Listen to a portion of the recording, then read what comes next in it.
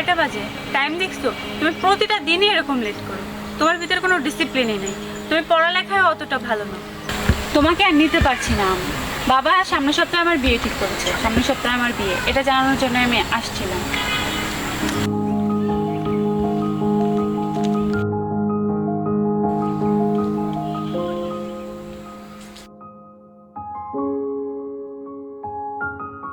তোমার খাতা থেকে যা বুঝলাম, তুমি পড়াশোনা করলে ঠিকঠাক মতো করো এবং পরবর্তী পরীক্ষায় যদি এরকম অবস্থা হয় তাহলে আমরা আরো কঠোর ব্যবস্থা নিতে বাধ্য হব কর্তৃপক্ষ।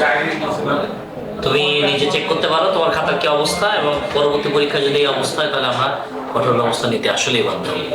কথাটা যেন মনে থাকে।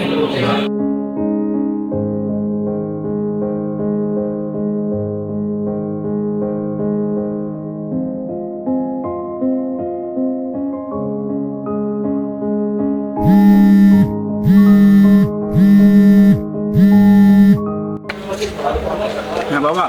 বাবা, কালকে তোর বোনকে দেখতে আসবে, 1,000 টাকা লাগে।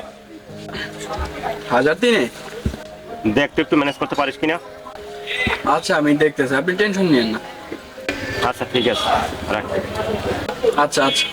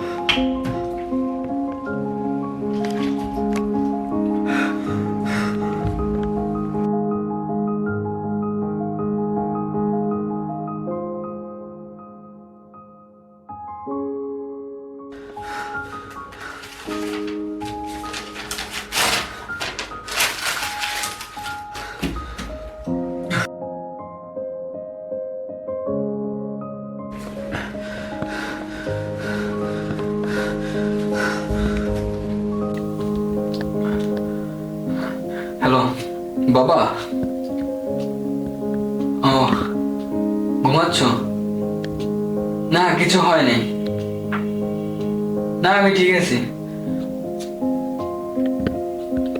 স্বপ্ন দেখছো?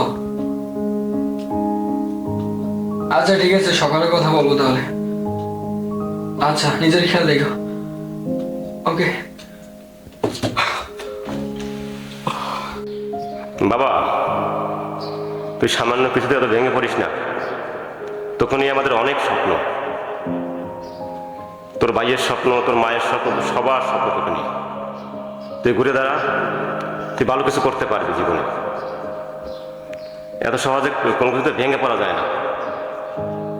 ঠিকভাবে পড়াশোনা কর, আবার নতুন করে ঘুরে দাঁড়া। ঠিক আছে? ভালো থাকিস, সাবধানে থাকিস।